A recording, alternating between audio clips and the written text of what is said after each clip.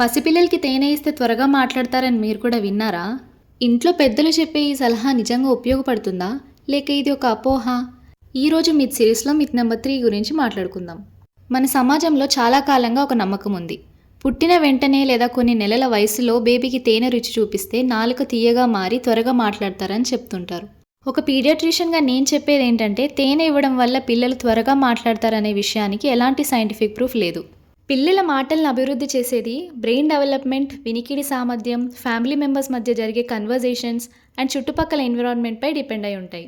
తేనె తినిపించడం వల్ల మాటలు త్వరగా రావు, కానీ 1 సంవత్సరం లోపు వయసున్న పిల్లలకు తేనె ఇవ్వడం వల్ల ప్రమాదం మాత్రం ఉండొచ్చు. తేనెలో కొన్ని సందర్భాల్లో క్లాస్ట్రిడియం బొట్యులినం అనే బ్యాక్టీరియా ఉండొచ్చు.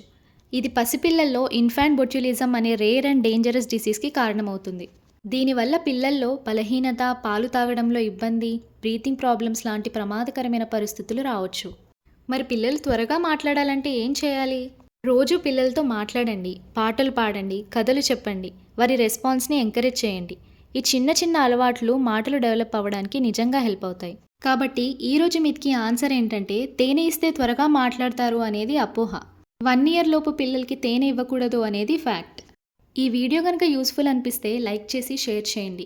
ఇలాంటి మరిన్ని పేరెంటల్ మిత్స్ గురించి తెలుసుకోవాలనుకుంటే సబ్స్క్రైబ్ చేసుకోవడం మాత్రం మర్చిపోవద్దు. ఇంకో మిత్ ఎపిసోడ్తో మళ్ళీ కలుద్దాం.